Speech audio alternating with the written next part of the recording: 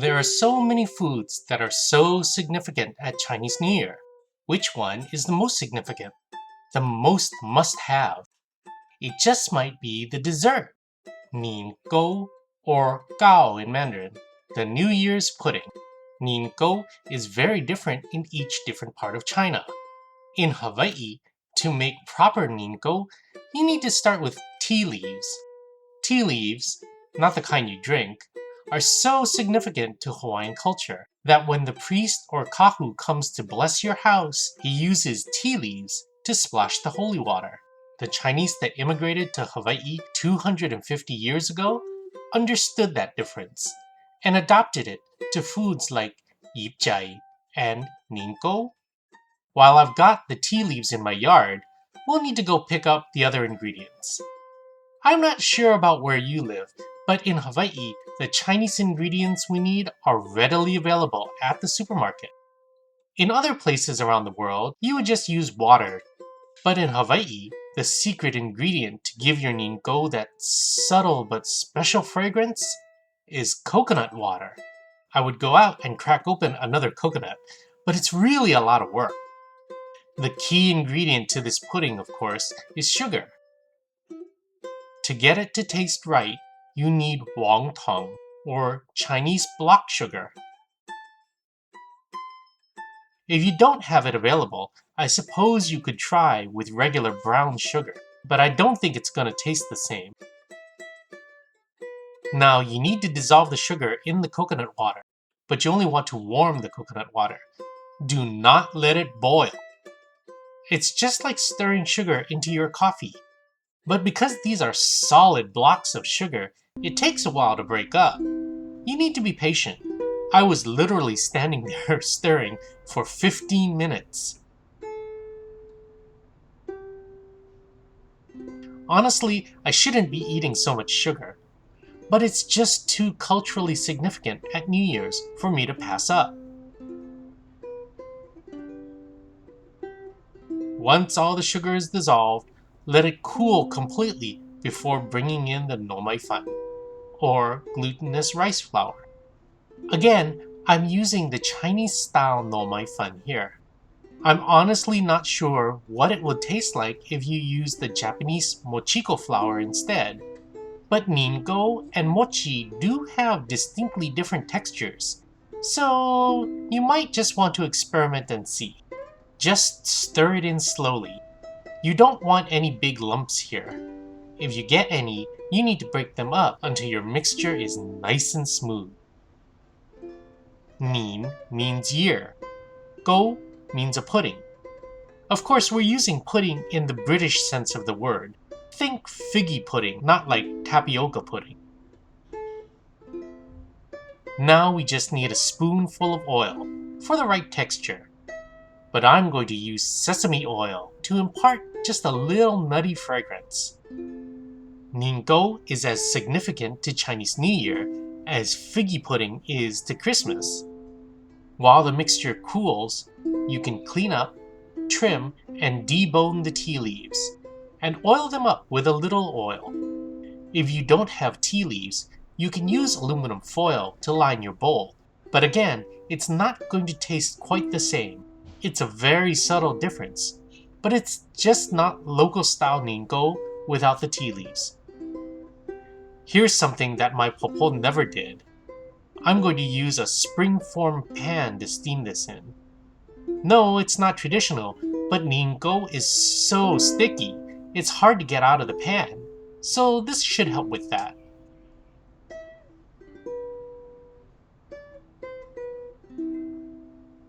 I have such fond memories of my popo's nian gao. Just the perfect texture and so fragrant. Unfortunately, my popo never showed me how to make it before she passed away, so I had to ask my auntie how to make hers. This is still my family's recipe, just not my popo's, which will have to live on only in my memory.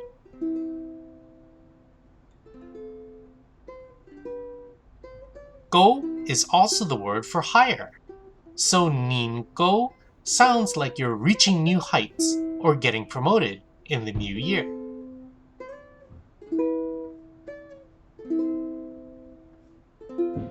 Now we just stick it in the steamer for a good 6 hours. 6 hours is a really long time, so I almost guarantee you're gonna run out of water at the bottom. So every 2 hours, add some more water in. If you don't, then your poor Nian Gao is going to burn. Now, as soon as it comes out, we're gonna sprinkle a little bit of jima or sesame seeds on top of it. Because it's still hot and moist, the sesame seeds should stick really nicely. And then we top the whole thing off with a hongzhou, or Chinese red date, also called jujubes, right in the center. It's just like the cherry on top. And that's it, my Nian Gao, or Chinese New Year pudding. So why is it that this dessert is so significant and a must-have at Chinese New Year? Well, for one thing, it's super sticky. The stickiness is said to bind your family together in the coming year. The round shape, like the moon, represents harmony. You'll never see a square Nian Gao. The sweetness, although not too sweet, represents the sweetness of life. And all those little sesame seeds on top represent posterity, or having many little children in your lineage. The red date represents happiness, because of that red color. When you're happy and lively, your face flushes red.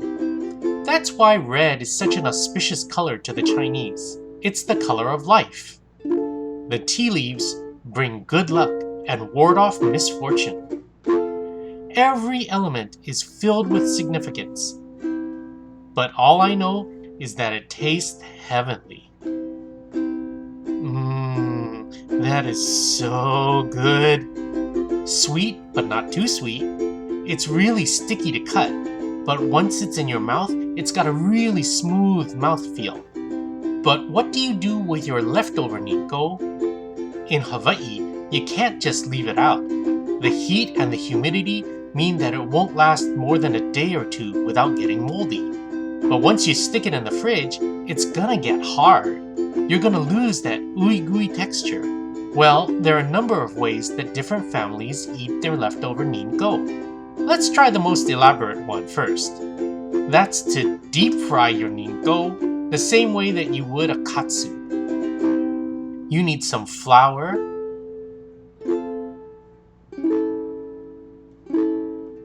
2 eggs,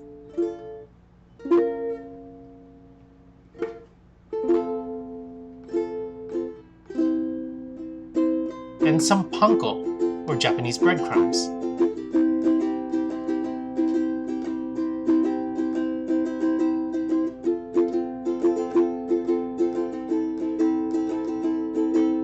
Just roll the Nian Gao in the flour, and then the egg,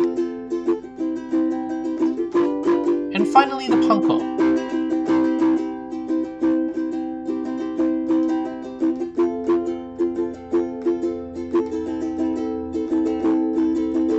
And deep fry it for about 2 minutes on each side.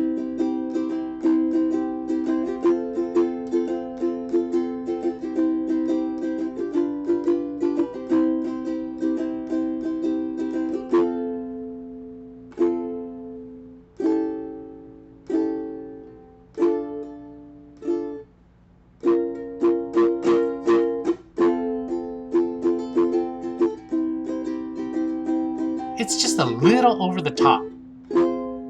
Think of like a deep-fried Mars bar.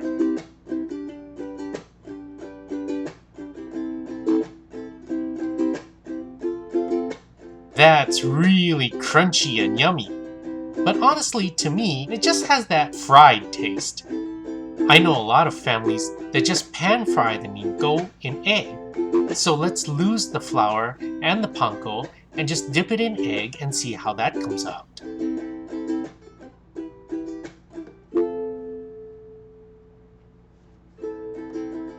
The word for date, 周, also sounds like the word for early, 周. So having the red date is like getting a jump on things in the new year. The early bird gets the worm.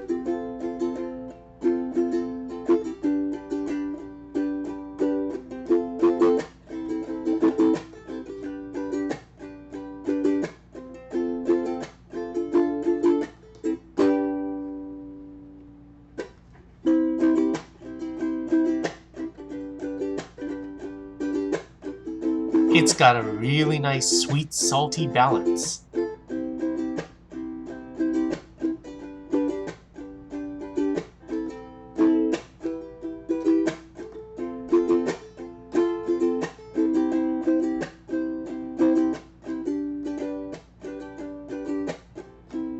But my favorite way of eating the leftover nian gao is the way my auntie does it.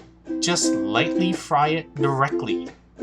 You have to be very careful doing it this way because, as you know, sugar burns very easily. So just keep flipping it frequently.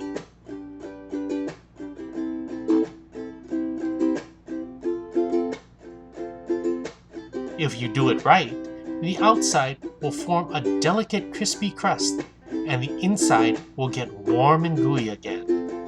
It's very similar, in fact, to toasting a marshmallow.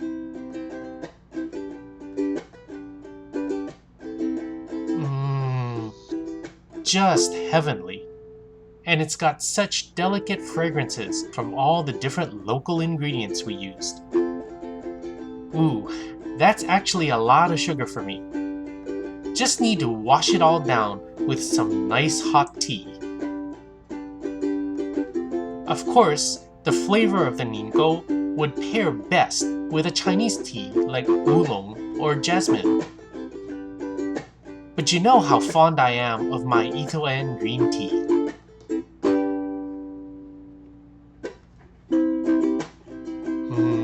That hits the spot. Until next time, Joy Keen and a hui ho.